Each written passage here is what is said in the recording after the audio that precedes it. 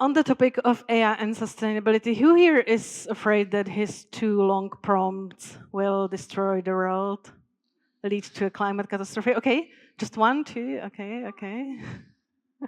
Okay. Who here is AI positive and thinks that AI will actually lead to more sustainable solutions, will help us solve the climate crisis? Okay, So my thank talk was you. successful.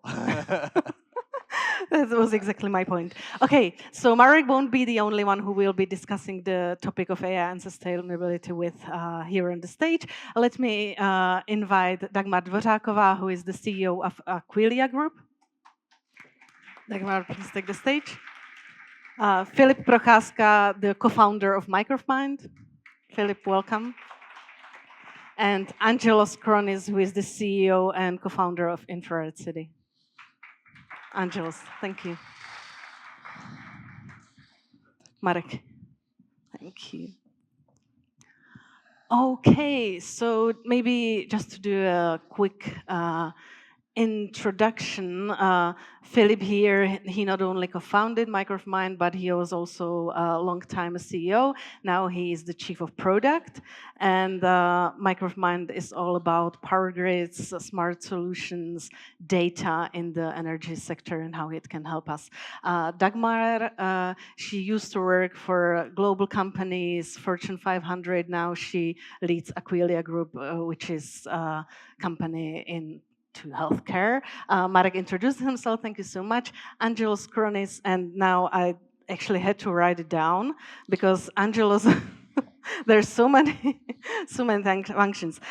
You co-founded Infrared.city, but you're also an architect with a lot of AI history in your CV, and you had a lot to talk about on this topic. So just to get a quick idea on where you're on the spectrum, AI will destroy the world and AI will save the world.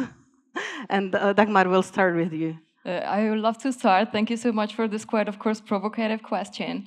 I represent healthcare, and I can tell you that AI is already saving lives. So I'm more on the very positive side. Just to give you some statistics, so around, let's call it like 500,000 of lives per year are saved already with variables, AI-supported technology. So it will save.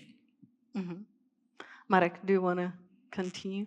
Yeah, absolutely. I mean, I've been talking about just this topic right now, but I believe that in terms of how much of investment is also pouring into the clean energy, and maybe a good quote that I can mention here is from my favorite lecturer from Stanford, Professor Stephen Chu, who received the Nobel Prize in '97 for physics, and he also served as the head of the Department of Energy under President Obama, which luckily I only found out after his lecture, so I could ask the stupid questions. But what he keeps saying is, when he was the Secretary of Energy, it was actually a little bit of a depressing time, and he's jealous of our generation, including all of us here, because back then it was already clear that climate change is a huge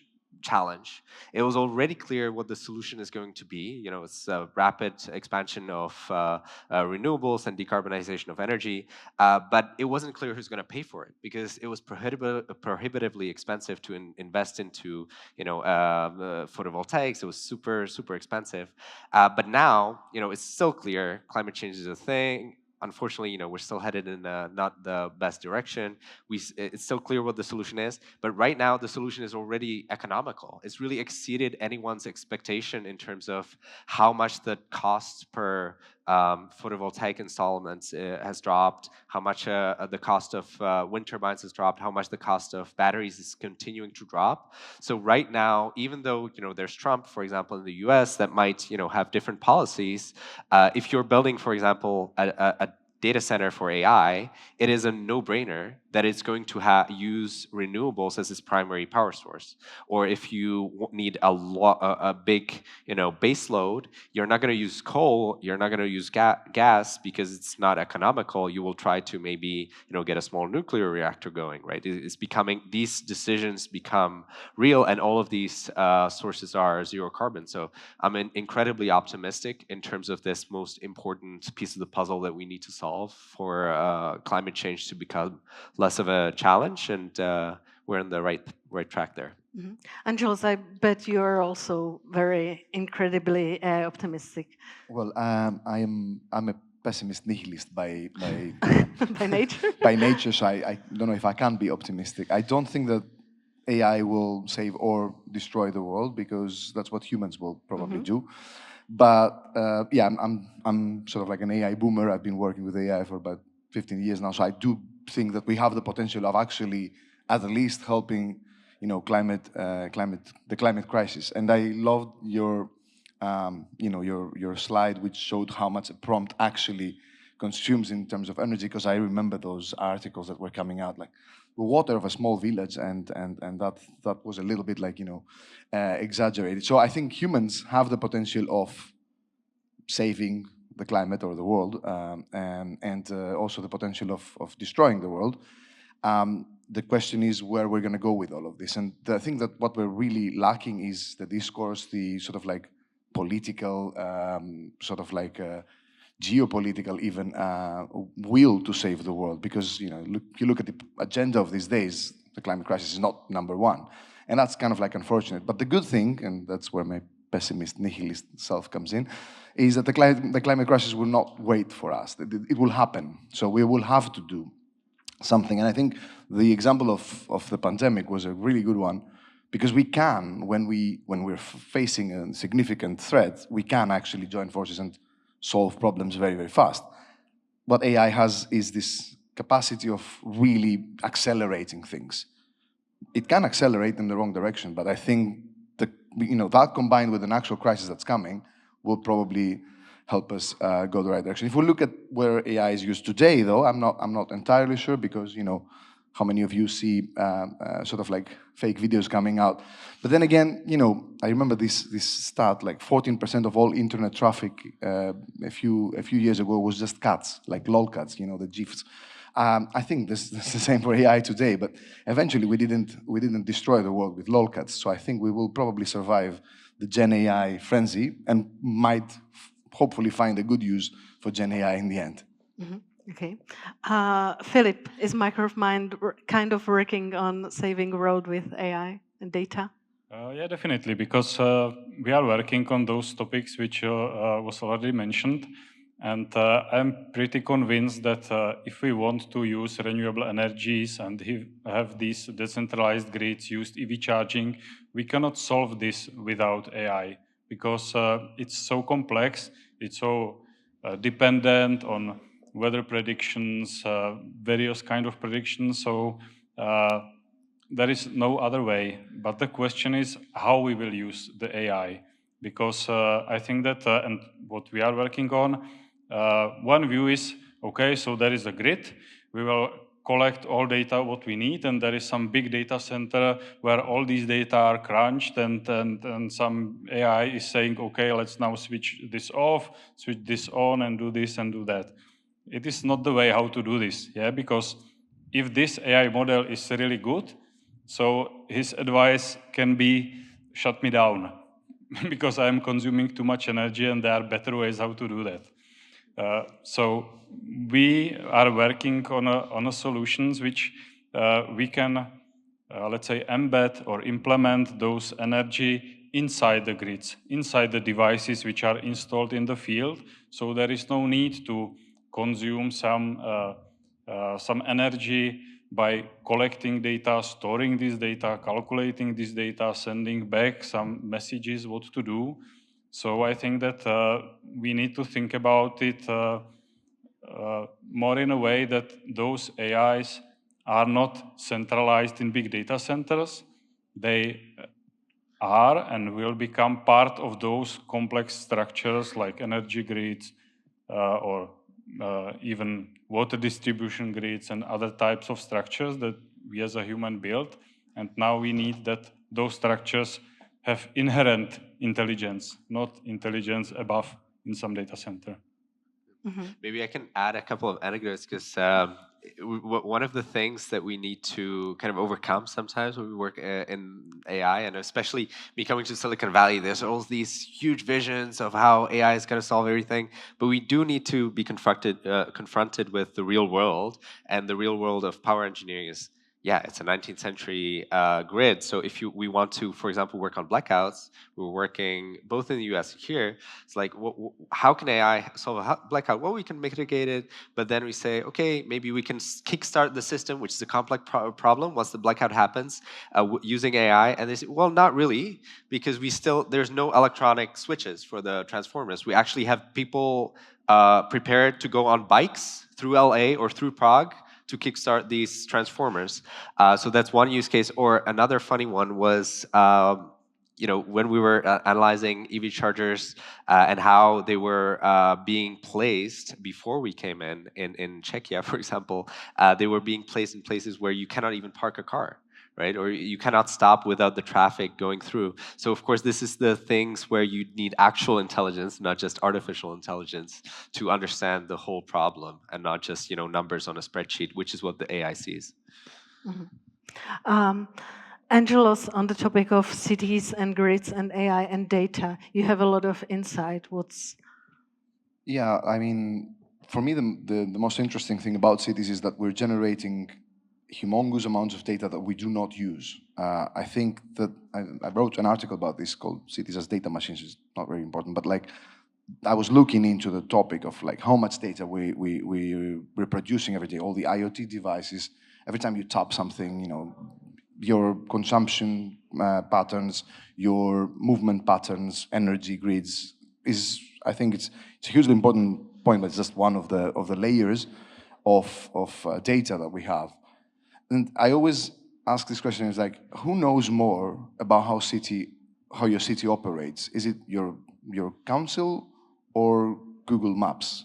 Because I think Google Maps knows more about how your city operates than the council, and that's kind of very, very interesting. And I know when we're talking about AI, we're always worried about privacy and personal data. And it is true that most of the use of AI today is, how can I sell you something specific? How can I target you with an ad? How can I make sure that, I can get your money? But what about the city using AI to deliver not only energy, but also the buses, the cooling, the heating, everything that the city has to deliver more sort of efficiently? And why the data that's actually a common good is not data that we're looking at and we're using and we're advancing the solutions with? Why are we always looking at the personal data, which practically a city doesn't care about? So for me, why? Why? Because I think it's always about the incentive, where your money goes to essentially the same people that want to sell you the thing. So that's where impact financing and impact. I was hearing Tila earlier here. That's where we have to shift essentially, where the monetary model actually follows the impact model, right? So I think that's the only thing I can offer as an entrepreneur. Let's put the money where the impact is. I don't know what you think. Dagmar? I would definitely say that we have a lot of data, but the question is the quality of data. And I will tell you an example from healthcare, because I was the first run of MIT Sloan AI in healthcare implementation. So we were hospital managers, right? Our understanding of AI in 2020, so just 5 years ago, was that AI is something on top, which was here mentioned, that this will be something like pushing science, pushing research and development. So this was just half of the truth. I will come to that a little bit later. And then, of course, we came back to our hospitals, to our healthcare systems, and we tried to find use cases. Of course, so we had a lot of data, but this was even worse. This was not just mixing apples and pears. It was more like a fruit salad, right? A lot of inconsistency, a lot of data, but you couldn't really find them in a structured way. And unfortunately, you know how it is in IT systems and AI systems, garbage in, garbage out. So I would say that this is a little bit, at least in healthcare, a little bit a burden in implementation. And also I think that the understanding of us, what AI actually can do, because one thing is definitely research. For instance, if you know AlphaFold, they won the Nobel Prize, so this is detection of proteins. So this is something which definitely pushes research and development further. On the other hand, in healthcare, we produce a lot of waste. We definitely produce, actually around 5% of CO2 emission is worldwide produced by healthcare. If you see the healthcare expenditures, it's quite a shocking figure because almost 1/3 is also waste, right? And here is where AI is already helping us, helping to save resources by implementing models of triage, precision medicine, saving energy, saving operational in operational processes. So I think that this is an opposite the way where AI brings sustainability. So this is also why I'm positive about AI. You can also ask questions in the Eventy app, and there's one that's interesting. And I'll modify it a bit for you, Dagmar. But for the others, the question is sorry, I just lost it. But in what area would data help the most to make cities more, less, to lower the energy consumption, which means to make them more sustainable with the help of AI and data? And for you, Dagmar, it would be in healthcare as well. Mm-hmm. Yeah. Do you want to try to answer? Of course, I thought that I will get the modified question, so I thought it's more for you, gentlemen. But Philip, you can start because that's kind of your question. I think that two remarks. I totally agree that we are not using all the data that are available, and in electric energy systems, it's very true, yeah, because you probably heard about smart meters and those kind of things, but those devices are not smart. They are just measuring energy, and maybe it's a little bit shocking that the energy companies are using less than 1% of data that is measured. Why? Because they are not able to collect those data, because this is so much data that if from every consumption point, for example, in Czech Republic, you want to collect 1 second measurements of consumption, voltage, and all these things, it will be too much data.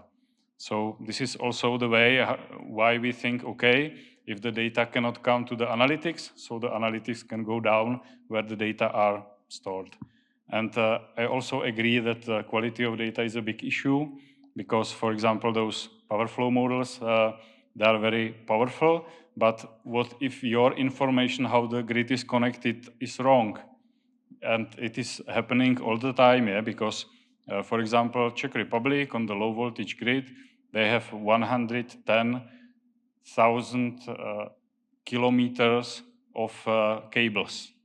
And you can imagine that there are ways or there are some errors because somebody have in some map that, okay, it is connected like this, but something happens, somebody goes to field, do the reconnection, and didn't correct this data.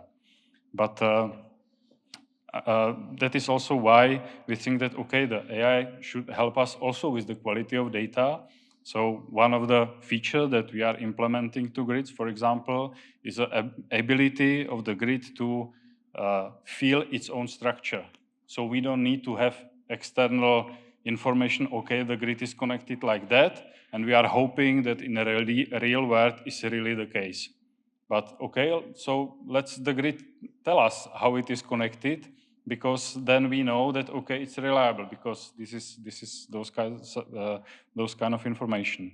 And regarding the question about the cities, I think that it starts to be able to have measurements about consumption and production of energy from this point, yeah.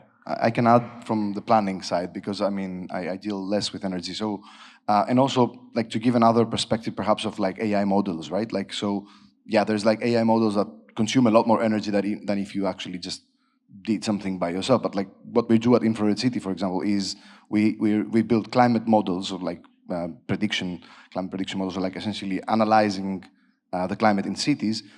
Like a CFD or a wind simulation model would take normally like a day of a computer running at full speed to identify essentially wind patterns in a city. We trained models to do that in less than a second. So actually we're saving energy from the simulation by doing that. So there's also many cases where like the model is actually saving you time from an actual calculation. So, and also energy. Exactly, and energy. So I know we're like always afraid of like the energy consumption of AI models, but there is cases like ours, for example, where the AI model is the exact opposite of consuming energy. And I think, you know, in planning, the interesting thing for me is like when a city decides if they're going to pedestrianize a street, or if they're going to add vegetation over this sort of like point, or whether they're going to change something, the mobility patterns or anything like that, the decision is always affecting like a bunch of layers of like, you know, and we're talking about climate change. It's not a very simple thing. There's not sort of like an optimal solution always that you can apply, right? So the ability to know the effect of the decision is, I think, one of the most important things where AI helps. Essentially, these what we call decision support systems, the decision-making mechanisms which we use, they change dramatically when you have instant information, instant feedback. So the grids, the mobility, every time, every time I make a change, I can immediately see the effects on all the different layers that I'm affecting. Then I can make a lot more informed decisions. And then of course I can also go a step further and train another AI model, reinforcement learning or whatever, like other model that I want to make decisions that's also even trained by humans. But I think that for me is the most, you know, inspiring thing. That imagine that every decision you make in a city, or even in a hospital, I'm not really the expert there, you can actually see the effect almost instantly. That is a huge change. I can add something to that, if I may. Yeah. Absolutely correct. Exactly, this decision making is what saves resources and waste, right? Especially in the field of diagnostics, like MRI scanning, CTs, X-rays. This is where AI models are already really helping us a lot, right? They are it's quite simple from the technical perspective. Machine learning models helping from the triage, which is like the early beginning of the patient journey. Saving some redundancies, non-necessary scanning. This saves resources, money, energy, CO2, everything, right? So this is just one example. On the other hand, also the embedded AI systems in the hardware itself, like in the scanners. So like reducing the time of scanning has a lot of positive effect, reducing energy consumption of the MRI machines. And this is what is already happening. So just if you imagine when someone needs a scan somewhere, so along the patient continuum, you have embedded more AI solutions which are already helping us, and an average is around like saving around 20-25% of I would call it resources. And I'm convinced that it will be more in the future. Marek, there is a question for you from the audience. There is a lot of small and medium businesses in the audience, and they're asking how to leverage AI to reduce urban energy consumption and costs. Yeah, so I think if you're a business, there's already many ways, not just using AI, but especially a good start is looking into these energy communities and distributed grids in terms of, okay, can we get a solar panel if we have some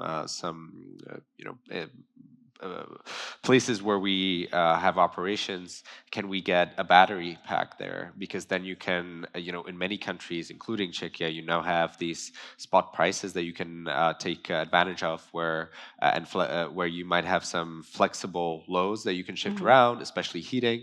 So you don't really care if your shop, for example, gets heated in the morning or in the evening. It just needs to be heated, right, during the day when the customers are there. So you can play around with it. And there are now several companies that are then using AI to kind of predict, okay, or not just predict, but to work with the grid on, okay, when is the peak load that I should, minimize my load, and where is the energy abundant, right? Because right now during the day you have something that was first seen actually in California, and there it's getting worse and worse through renewables, something called the duck curve, where you have a peak in the morning, again, then the energy gets super cheap during the day because you get all the energy from solar, and then it becomes super expensive once people go back from work and they plug in their EVs, and this is becoming more of a thing also in Europe now. And this is part of the solution, right? And luckily, the energy market is a market. So you can price energy differently at different points in time. And so what this means is, if you're a small business and you have this power pack and you have a company, some startups in Czechia, there's Delta Green, for example, that can work with this, is you can save a lot of money, or you can rather almost like make money on the use of your electricity, which I think is a very exciting prospect. And these opportunities will just keep popping up. Mm-hmm. Filip, would you like to add something? Yes, I think that those things are there, but also it's good to know that it's need to be automated, because, for example, what is happening across the Europe, energy traders were typically trading in 1 hour time window. So if the energy traders has 1 hour for decision, okay, should we buy more energy? Should we generate some energy? Should we do things like that or that? So they can do the decisions by themselves because they have time. But now the energy markets shift this time window to 15 minutes. And it's a little bit problem because those traders who are then providing this type of services to us, they need to use not to support decision making, but to make the decisions, because they don't have time to think about it and to do it manually.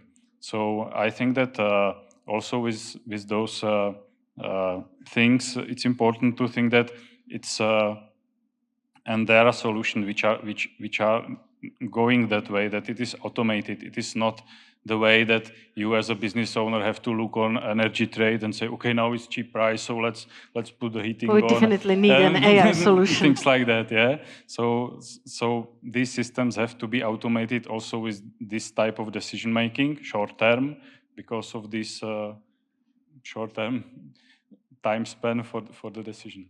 Mm-hmm. Angelos, this one might be for you. Which regulation helps sustainable AI the most and which slows it down? Do you have some examples from your field of work? Which regulations help? AI regulation. AI regulations.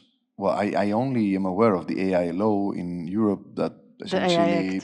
The AI Act, yeah, so that it actually restricts our personal data use. I don't know of regulations that enforce or restrict AI in relation to sustainability. So I could say, well, we probably need need those, but I think we also in Europe, one of the things we do is like regulate quite a lot, and that's probably what our counterparts in the US always complain about. And I also see these other questions, like, is the US worried about sustainability, or is it just Europe, and all of these, that sort of like comparisons. I think that sort of like when, like, for example, there's, for me, the thing that I know from also my entrepreneurial sort of journey recently is this, the EU taxonomy, right? Like, it's a great example of let's institutionalize impact, or like, let's try to understand, you know, for every organization, every industry, what has positive, what doesn't have positive impact, and then connect that to funding, right? So essentially, if you are a very polluting organization that doesn't bring positive impact, you're going to get less funding. I think that when we're talking about who is worried more or less, the problem is that, you know, we are conditioned as human beings to be worried about the way in which we're operating. So if we're looking at our bank account every beginning of the month and we're paying with our credit card every day, we're gonna be worrying about that. If that's connected to the sustainability impact, then things will change. And so therefore, the EU taxonomy or other sort of like such instruments that connect funding or connect sort of like the ability to operate with your sustainability, let's say, impact, then they are very useful. So I could brainstorm of a use of AI, of sort of like data centers that can be used or not based on your impact. That would be a great sort of like, and everybody will hate me probably for saying that. If you could recommend to hospitals all around the world, if one area where they definitely need to deploy AI in order to make hospital healthcare more sustainable, what would that be? That's a great question, and my answer is quite broad because I see AI as a system. It's a way of thinking and changing processes. This is when it works the best, right? If we're talking about medical disciplines, so definitely diagnostics, pathology, ophthalmology, dermatology. So those are fields where I would say that there are the most use cases.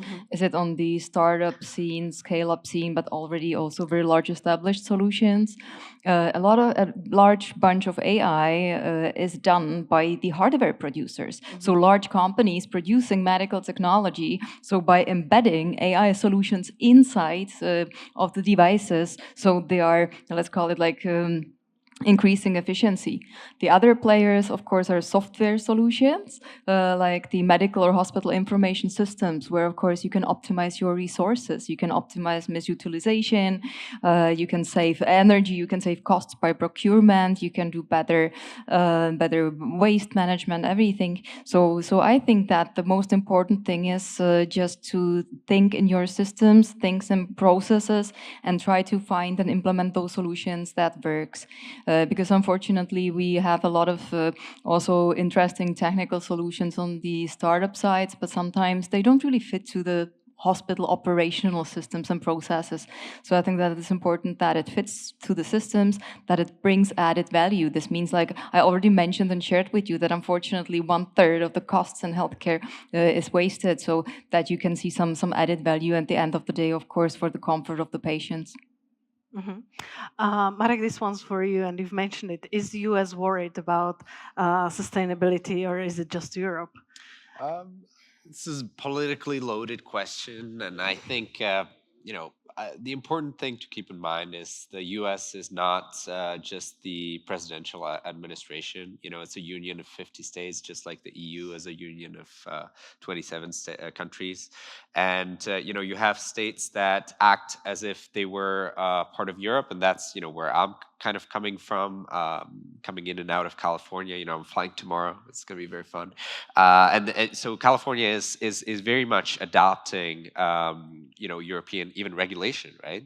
So the AI Act, they've tried to pretty much one-to-one implement it in California. At the end of the day, it wasn't passed, but it was adopted.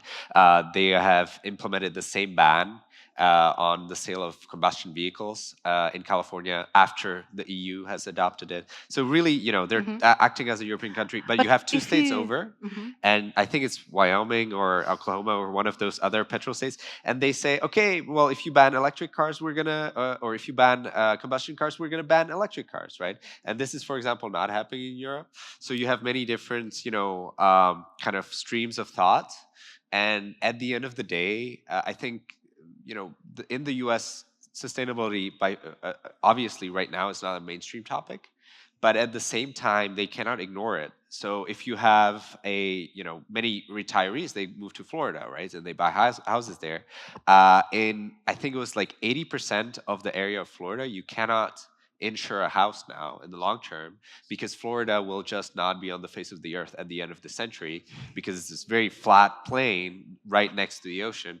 So it will become more and more obvious, and I think we'll see how history will judge the current administration that is not prioritizing it. Yeah, that's what I wanted to ask. It's not just about the current administration and the power from the top, but also, as we are talking about the topic of small businesses, small and medium businesses, do people and the SMEs look for AI-driven solutions? Well, 100%. I mean, especially in California, and I think in general, this is part of the American dynamism that I think we need to emulate in Europe. That's really something that they do better in terms of every level of American business is much more open to implementing new technologies and trying it out, even though it might not work out, right? They realize it's a part of their ethos that it's highly likely that they try out some solution and it will not work, right? And this is something that in Europe we have less experience with. We would like to, measure twice, cut once, kind of the approach. But that, of course, it might lead to more stability, but it also kind of stifles innovations because European startups have a very hard time, getting into these maybe medical trials, getting their first customers. And that's why we're seeing so much innovation in Silicon Valley. And, through this bridge that I'm trying to build between Silicon Valley and Czechia, hopefully, we can break a little bit of these barriers as well.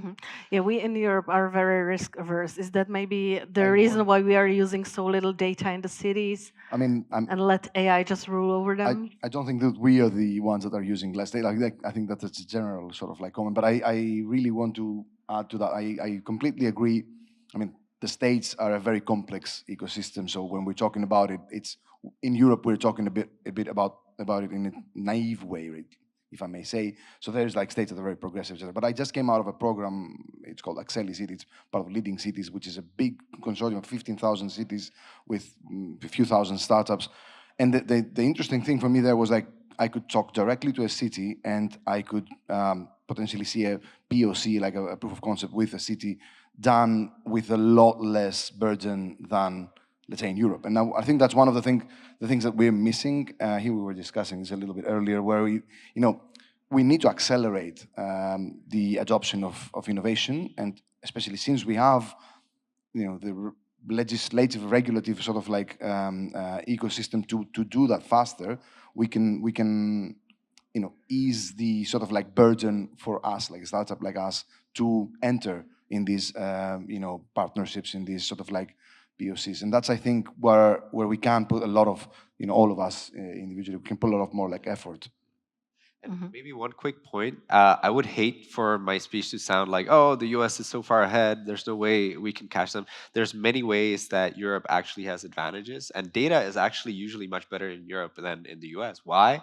Because all of European funding requires you to publish data in an open way. And so we've had this, when we established this center with Stanford studying these topics, we had a person from the Stanford Center come here to Prague, and he was like, wow, you have so much available data. I've only seen that in China.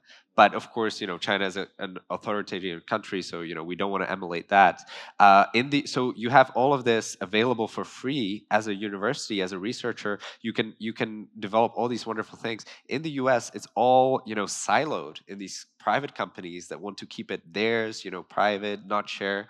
So there's many ways in which we can move faster. But are we building enough on the base of the data? Are we using it enough? That's up to us, right? Yeah, we have to build more, and it's up to each one of us, each of the companies, each of the research institutions to actually make it happen. We only have 2.5 minutes, so Filip, you can react. It's important that when we are speaking about the AI, so to do the AI without data is very sad job, yeah? So if you are trying to do something, you need the data on which you will train your models, you will verify it, and so on. So I think that the also key way, which you can see in some companies or cities, that they open this data and say, yes, we are seeking new ideas, but we understand that if you are some startup which has no data for how city operates, how you can provide us something new, yeah? So it's important that those organizations think about this and publish this data. It can be anonymized. It can be do a lot of things to not to harm any rights and privacy, data privacy and these kind of things. But I think that this movement through AI, adoption of AI, especially for SME and startups, is crucial that they have access to data, because without that, it's just playing in the lab, which fail in a real world very quickly. Mm-hmm. So if you can make each one of you a quick last recommendation on the topic of AI and sustainability and how to use more data. I think that it's not question if to use AI or not to use AI, but I think that the question is how, and we have to choose the right solution for the right problems. Mm-hmm. Dagmar? I think that we have to think in ecosystems. This is one thing. And the other thing is trust and education and awareness, because I think that a lot of things currently are limited by cultural adoption differences, some of finances and resources, but some also about trust. So I think that if people know that it's for the better off, so this will push us further. Yeah, I really like that in Silicon Valley they use this term of core principles. And in the case of sustainability and AI, the core principle is it doesn't matter how much energy is consumed by this or that, including AI, because in the long term, the big goal is, to decarbonize the grid, and then then everything is accessible, right? And all of our standards of living are dependent on abundant abundant energy. And if AI can help us do that, then let's just enable it as much as possible. Mm-hmm. Yeah, I think I'm going to resonate what everybody else said. Like today we learned that a ChatGPT prompt, it's probably not like the water of a small village for a few days. And that means, it's just like instead of, driving our cars for a few meters, we can probably use that prompt. So maybe my suggestion is, let's drive a bit less, right? And use ChatGPT or whatever other, AI, LLM a little bit more, but maybe not use it to generate cat videos. And, hopefully use it to understand how our cities can adapt to climate change, because the truth is, the climate crisis is happening and it's a little bit worse than what we expect. Okay, that was Angelos Chronis, Marek Miltner, Dagmar Dvořáková, and Filip Procházka. Thank you so much.